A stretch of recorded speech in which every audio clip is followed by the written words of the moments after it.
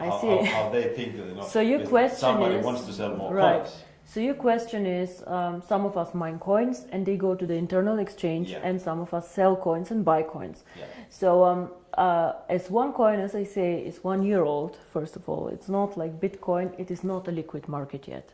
So it means that there might be a day where we have a huge demand for coin sales or a huge demand for coin buying. And this is why we as a company always say buying and selling the coin should never be a reason why you join. The coin actually needs to be used. So we need to have some time, and I say always it's 3 to 5 years until we really manage to have a usability and a liquid market where you can do unlimited sales and buying actually on the market. Until then, Kari, if you do not have limits, for example, what can happen is that one person with a huge sales order or huge buy order can distort the price a lot. And this is what happens to Bitcoin often. I don't know if you see all this going up, down in a very, very big amount. And this is called volatility, and we do not want to have a very big volatility for our coin. People do not understand how it can be that Bitcoin today is worth $500 and tomorrow only 400 within a day. This is very disturbing, and if you are a merchant who takes Bitcoins, you don't want to have this, because you want to be sure that if you take a Bitcoin today, it will not be valued 20% or 30% less tomorrow. Of course, you're very happy if it's valued 30% more, but it goes both sides. Absolutely, yeah. So cryptocurrency is one of the riskiest assets actually out there. High volatility, low liquidity on the markets. So for us to achieve a high liquidity, we need to work first on the value creation of the coin, on the liquidity, and it will take time. So all these people, why we have created this exchange, we have created it so people can learn to trade it, but it's not a self, the idea is not just that we go buy and sell the coin there, but we wait for the usability of the coin. This coin is very, very young. We have so much way to go, but we have created miracles already. So I'm looking very, very positive into the future. But remember, the internal exchange is demand and supply. So you have to find somebody who wants to sell coins to buy, and the other way around. So the company itself is not obliged to buy back your coins or to sell your coins. If I don't have coins, I cannot sell them. Yeah? And as a company, we do not buy back the coins. So it's always you selling your coins to somebody else or somebody else buying from you. Don't forget also a bit the time differences. When China sleeps, you're awake, and so on. So sometimes, as I said, the market is not liquid and not efficient yet. And then the other question is, which relate to that, is that how is the value created? Now, there are two questions I think inside here. First is what is the value of cryptocurrency, and the second is how do we determine today if one coin is valued €1, €2, or €5? Yes. So we have a concept which is called mining difficulty. And there are calculators out there on the internet for Bitcoin. Everybody can Google them. You just Google Bitcoin mining difficulty calculator and you see how this is calculated. It's a very, very simple thing. You calculate, one is electricity costs for the mining, and the second is computer power. So to mine a coin, you need obviously a computer to do some calculations and electricity to get the computer running. So depending on these two things, the mining difficulty grows or goes down. It goes both ways. It can go up, it can go down.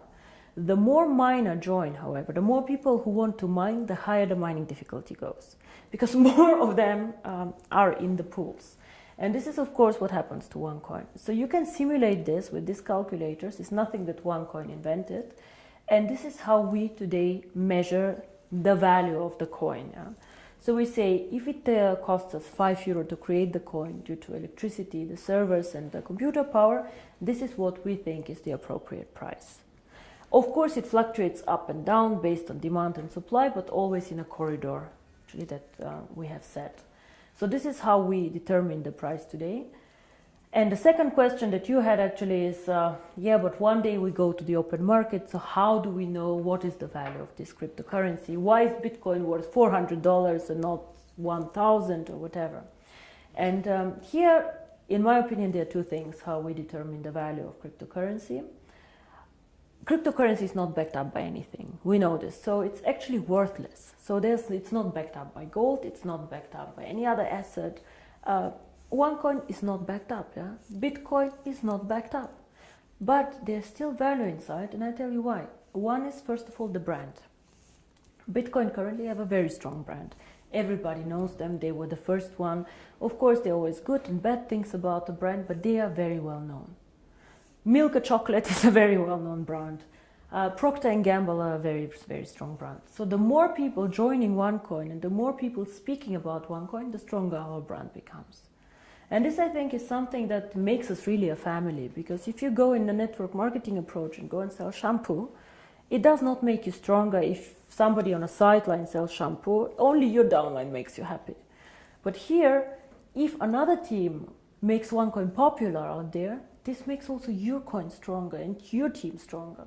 And this is something very, very special about OneCoin, I think. And so the brand. And we have currently about 2 million paid members. In the database, we have over 10 million people who know about OneCoin. So we for sure have more users than Bitcoin, for sure. We are different, we are in a different system, but there are 2 million people who tomorrow could start using the coin if we want to. And this is great. So this is one part of the value, but most people use Bitcoin currently as value storage, like gold. I put it in the safe and I keep it there, which is okay, but a bit of a dangerous concept. Everything that goes up can also go down, and you're not special. You know, and if you're not special, why use OneCoin? Why not use 2Coin, 3Coin, dark coin, who knows? So we are probably one of, or probably the only company who focuses so much on usability of cryptocurrency. Why cryptocurrency? How can it change the world? And our two slogans are the future of payments or join the financial revolution. We believe that actually cryptocurrency can be a vehicle for money transfers. So for example, as you do Western Union transfers, you can use cryptocurrency to do a transfer. Fast, borderless payments.